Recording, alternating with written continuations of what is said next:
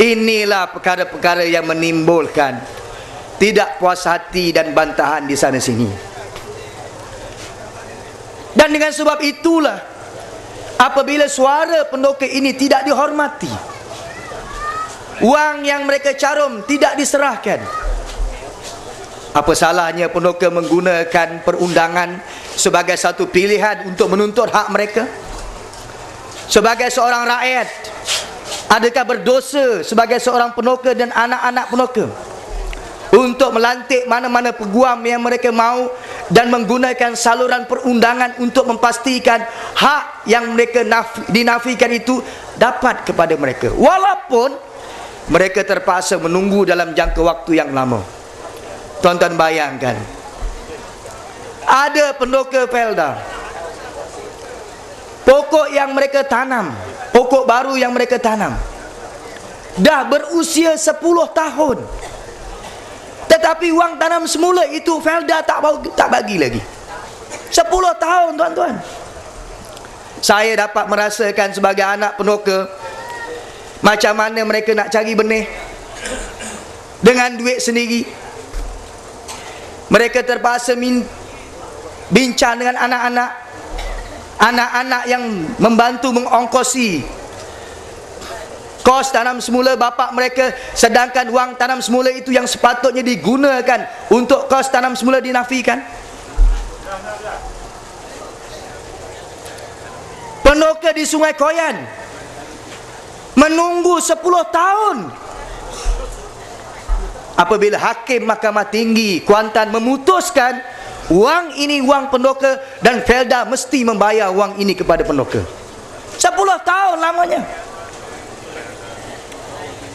dalam keadaan usia mereka yang sangat lanjut. 10 orang pendoka di Sungai Koyan, tuan-tuan, rata-rata berusia 70 tahun ke atas. Ada di kalangan mereka pergi mahkamah dalam keadaan berpapah. Ada yang terpaksa disorong dengan kereta sorong kerana terlalu uzur, tapi mereka tiada pilihan. Mereka pergi ke mahkamah berulang alik 10 tahun lamanya nak tuntut wang mereka sendiri, tuan-tuan. Adakah ini adil? Kenapa tiba-tiba Felda mengeluarkan satu perutusan jangan saman? Kalaupun Felda kata jangan saman, mari kita berunding, apa dia azam Felda untuk berunding?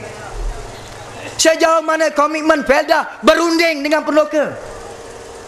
Adakah retorik janji untuk berunding, sedangkan apa yang digembar-gemburkan mari kita bincang, mari kita bermusyawarah, seolah-olah pendoka yang beria-ia, tapi formula penyelesaian tidak bagi Felda. Pendoka pun ada maruah. Tuan-tuan bayangkan, ada pendoka yang saya terima failnya tebal, berpuluh-puluh pucuk surat,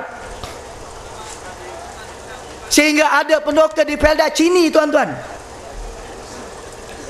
di Felda Cini hantar surat kepada saya. Dia kata berulang alik dia bertemu dengan pentadbiran Felda, kadang-kadang terasa, dia kata, kita ni tuan tanah, 10 ekar tu tanah kita. Dia kata, Cik Mazlan, kadang-kadang saya terasa saya semacam peminta sedekah mengharapkan ihsan daripada pentadbiran Felda.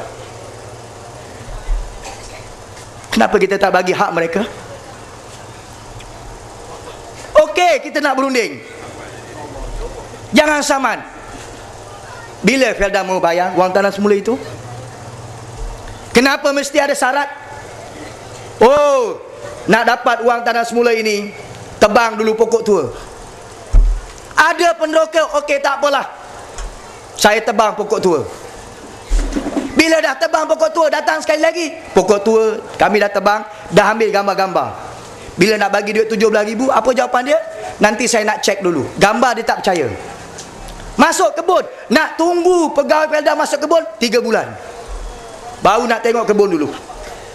Dah masuk kebun, oh saya nak bawa Kuala Lumpur balik, tunggu jawapan Kuala Lumpur 1 tahun. Lepas 1 tahun, apa jawapan dia? Oh, kita nak pastikan pendoka berkenaan. Pokoknya hidup, tunggu lagi berapa lama? 3 tahun. Tuan-tuan, undang-undang apa ini? Tolong beritahu dengan saya, keadilan mana yang dilakukan oleh pentadbiran Felda? Sama ada ini, kalau kita lihat dalam konteks Islamnya, dalam konteks hak asasinya, di mana istilah adil yang Felda selalu gembar-gemborkan selama ini, yang pendoka mesti bersyukur kepada kerajaan yang ada. Kalau ini bentuk layanan yang diberikan oleh kerajaan dan Felda kepada masyarakatnya. Sebab itu saya nak quote ucapan Datuk Ahmad Maslan hari ini, yang dia mengatakan bahawa pelantikan Tan Sri Isa Samad sebagai pengerusi baru Felda,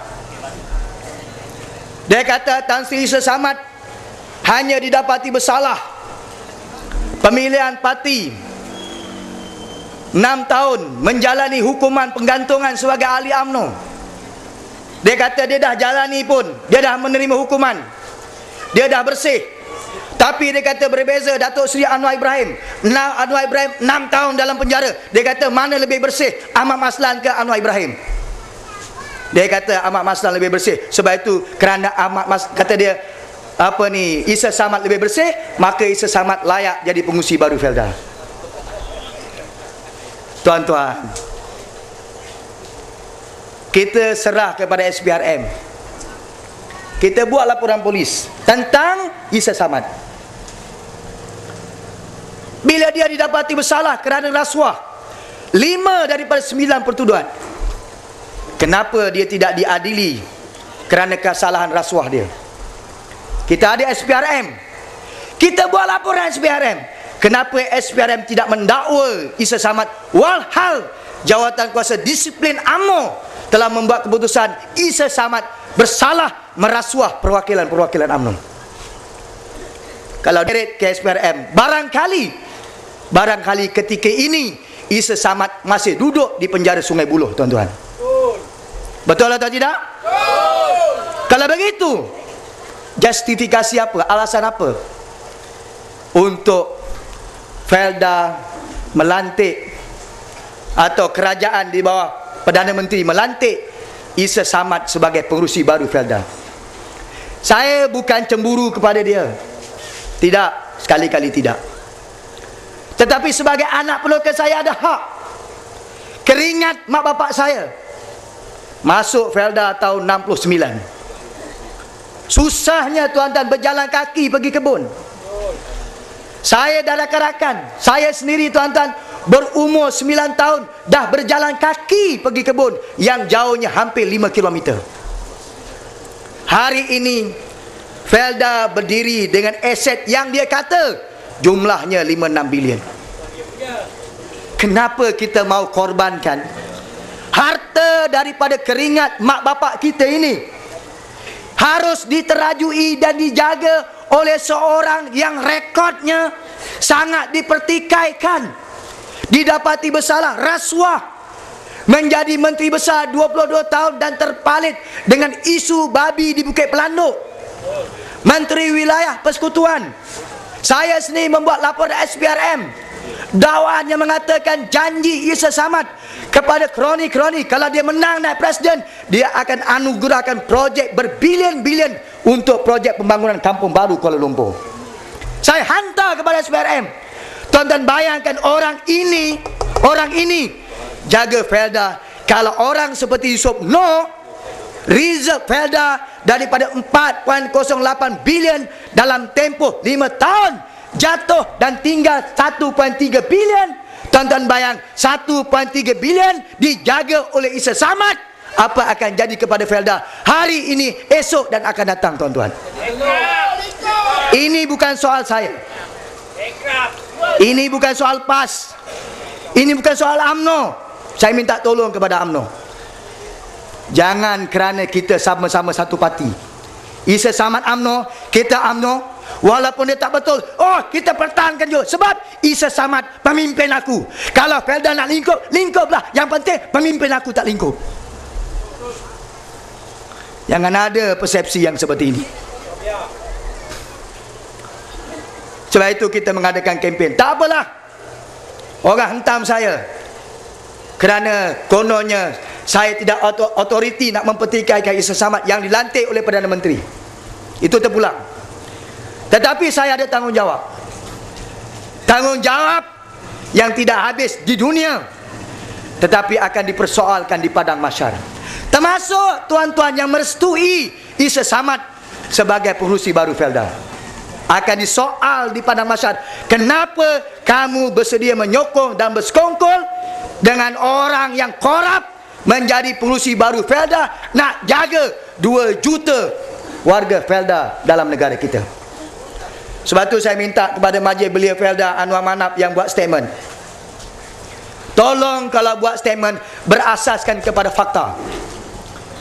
Kepada Ketua CEO Gabungan Wawasan Generasi Felda, Dato' Abdullah Abu Bakar, ini orang daripada Felda Lembah Kelau, Pahang. Tolong bila berhujah, hujah dengan fakta, bukan kerana bersedia untuk menjadi pak angguk, kerana ada di kalangan mereka mendapat allowance beribu-ribu pada setiap bulan.